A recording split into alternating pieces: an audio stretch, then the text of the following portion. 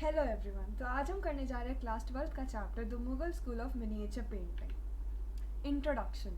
Mughal painting is the style of miniature painting that developed in the northern Indian subcontinent in the 16th century and continued till the mid 19th century.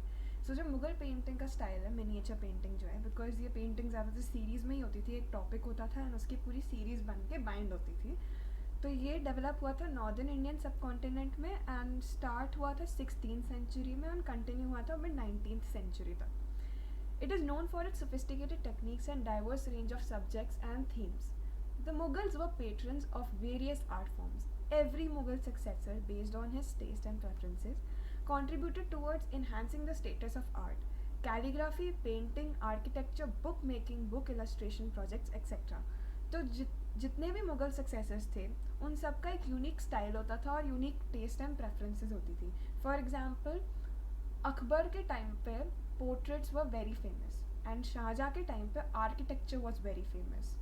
His choice was architecture, as we can see the creation of Taj Mahal. Influences on Mughal paintings. So Mughal paintings में हम कौन कौन सी जगहों के influences देख सकते हैं वो देखते हैं। The peak of Mughal painting presented a highly sophisticated blend of Islamic, Hindu and European visual cultures and aesthetics. तो मुगल पेंटिंग में हम 3 टाइप्स ऑफ उनका इन्फ्लुएंस देख सकते हैं। इस्लामिक इन्फ्लुएंस भी है, हिंदू इन्फ्लुएंस भी है और यूरोपियन विजुअल कल्चर है। इसका सबसे अच्छा एग्जाम्पल होगा रज़्मनामा, जिसके बारे में हम पढ़ेंगे भी। रज़्मनामा एक पर्शियन इलस्ट्रेशन थी रामायण की, जो अकबर के टाइम पे बनाई गई थी। The conventional and indigenous Indian and Iranian painting of that time. The significance of this style lies in the purpose and efforts of his patrons and the unmatched skills of its artists.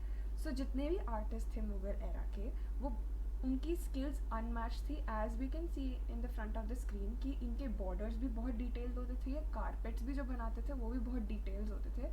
तो ये detailing हर कोई नहीं कर पाता था and it took a lot of efforts to make this type of painting.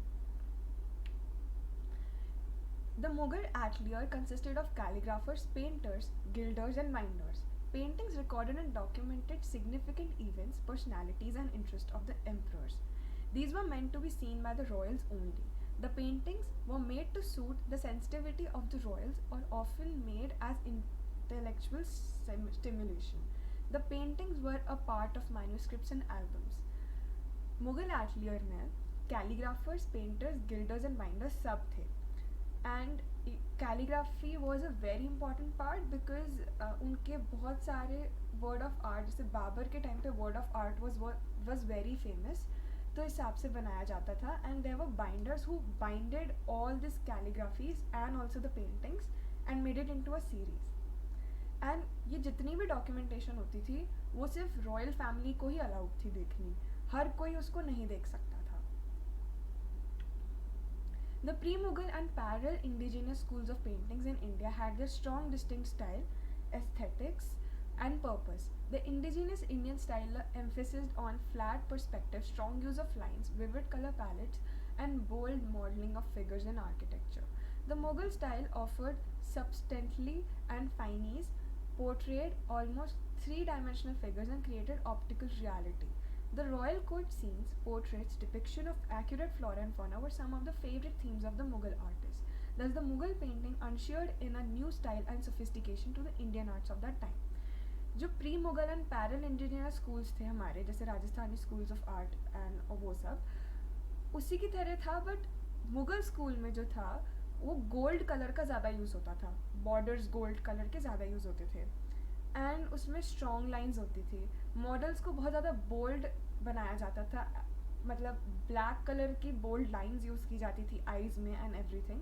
And vivid colour patterns होते थे, मतलब ब्राइट कलर्स होते थे जिसमें एक लाइव, जिसकी वजह से एक लाइवलीनेस आती थी पूरी पेंटिंग में और पता चलता था yes this is from the Mughal miniature painting. Mughal style का बहुत ज़्यादा फाइन होता था काम, जैसे ही हमने पिछली बारी में देखा था कि उनके जो बॉर्डर्स थे वो भी डिटेल थे और 3 डायमेंशनल ऑप्टिकल रियलिटी बनाने की भी पूरी कोशिश होती थी। जो रॉयल कोर्ट सीन्स है वो दिखाए जाते थे, पोर्ट्रेट्स भी दिखाए जाते थे और flora and fauna were their favourite themes. बहुत सारे मुगल एम्परर्स के फ्लोरा एंड फौना बहुत ज़्यादा फेवरेट थीम्स थे, जिसकी वजह से फ्लोरा एंड फौना पे पूरी सीरीज़ भी बनती थी। Early Mughal period. Babur. In 1526, Babur, the first Mughal emperor, came from present-day Uzbekistan and was a descendant of Emperor Timur and Chugtai Turk. With this, he blended the cultural background and aesthetic sensibilities of Persia and Central Asia. He is reputed to be a man of letters and a keen patron of art, manuscripts, architecture, gardening, etc. 1526 में बाबर जो first Mughal emperor है वो आया था, जो present day Uzbekistan है वहाँ से, एंड इसका जो डिसेंट है वो तिमूर एंड चुगताई तुर्क है. क्योंकि वो वहाँ से आया था तो उसका जो कल्चरल बैकग्राउंड और एस्थेटिक सेंसिबिलिटीज़ थी उसका ब्लेंड पर्शिया और सेंट्रल एशिया दोनों का था, बिकॉज वो इंडिया एशिया में जो उज़्बेकिस्तान है वो पर्शियन था, तो दोनों का मिक्स बना के वो अपना बनाता था manuscripts and architecture. He is reputed to be the man of words. ये मैन ऑफ वर्ड्स था, इसको कैलीग्राफी का बहुत शौक था, एंड मैन्यूस्क्रिप्ट्स, आर्किटेक्चर, गार्डनिंग इनके फेवरेट टॉपिक्स थे. बाबरनामा. बाबरनामा ऑटोबायोग्राफी है बाबर की, एंड वो political career and artistic passion बताता है बाबर का उस टाइम पे, एंड बाबर की लव और fondness towards the Indian land ecology भी बताता है, because he was outsider for India, because he came from Uzbekistan and resided in India. Babur established a tradition of keeping memoirs, a practice which was followed by his successor in India. Babur ने एक पूरा establish किया था memoirs का, पूरी एक रीत establish की थी कि हाँ, ताकि वो उसके आगे के सक्सेसर्स भी ऐसे ही करें. मेमोयर्स में क्या होता था, उसके कोर्ट सीन्स होते थे एंड उनके पूरे कैसे काम चलता है उनके पूरे दरबार में, वो सब होता था. Among the artists to find mention in Babar's memoirs is Bizhad. Bizhad is an important artist of Babar, क्योंकि हमने बाबरनामा में उनका कई बार नाम भी देखा है. Bizhad work was daintily but he did not draw faces well. Bizhad का काम बहुत अच्छा होता था but वो faces अच्छे से नहीं बना पाता था, because वो थोड़े faces लंबे बना देता था and double chin बना देता था, but वो bearded faces अच्छे से बनाता था. Bizhad was a master artist from Persian school of painting. Bizhad Persian school of painting से बिलोंग करता था एंड हेरत से था, जो प्रेजेंट डे अफगानिस्तान में है, and he is well known for his sophistication compositions of colour tints. मतलब उसका सोफिस्टिकेटेड वर्क होता था एंड उसके कलर्स भी वो बहुत अच्छे यूज़ करता था, मतलब ब्राइट कलर्स यूज़ करता था. Facts. Shah Muzaffar finds a mention as a painter who Babur thought excelled in the representation of hairstyle. तो बाबरनामा में एक और नाम था आर्टिस्ट का जिसका नाम था Shah Muzaffar. He was a painter और उसका जो स्टाइल था ना रिप्रेजेंटिंग द हेयर स्टाइल वो बहुत ही अच्छा था and he excelled in that. So we can also read the important note. Although Babur spent little time on the Indian soil and passed away soon after his arrival, his successor made the country their own and became a part of the Indian lineage. Babur बहुत short time के लिए Indian soil पे था, मतलब उसकी बहुत जल्दी death हो गई थी जब वो आया था उसके बाद, बट उसके सक्सेसर्स ने इंडिया को अपनी कंट्री समझी और इंडिया की लीनिएज और बढ़ाई. Humayun. Babur was succeeded by his son Humayun in 1530. Humayun established his court in Kabul in 1545.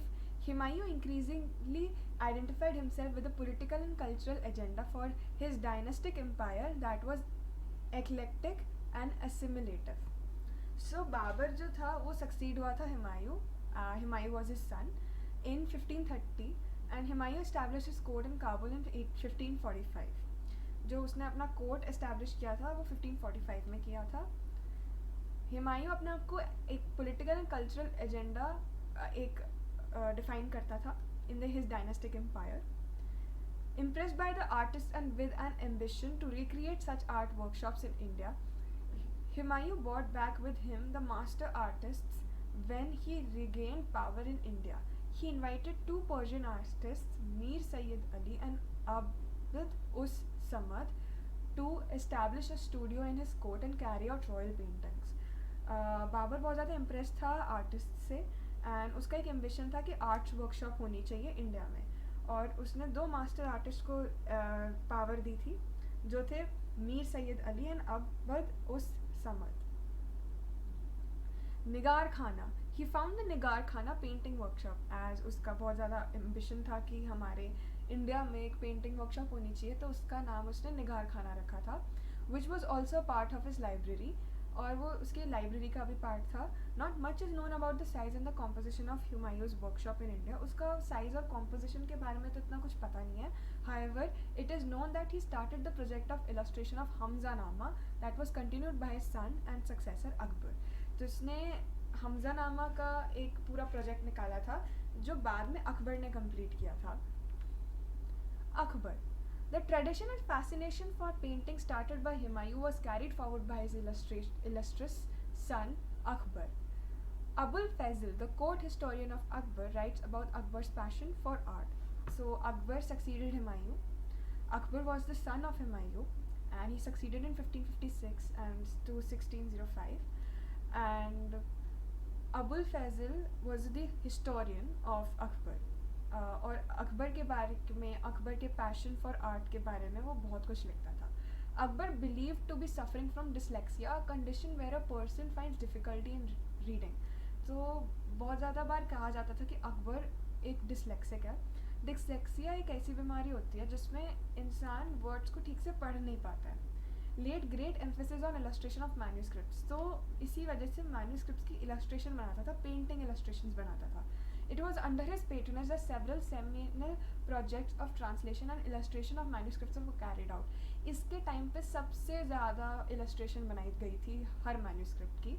The earliest of his projects is continuation of his father's artistic legacy of Hamzanama. जो सबसे पुराना project है वो था हमजानामा, जिसकी उसने illustration बनाई थी, and वो heroic deeds बताता था हमजा की, the uncle of Prophet Muhammad. Thanks for watching The Final Frontier of Art. Please like, share and subscribe, and don't forget to press the bell icon to never ever miss my any new uploads.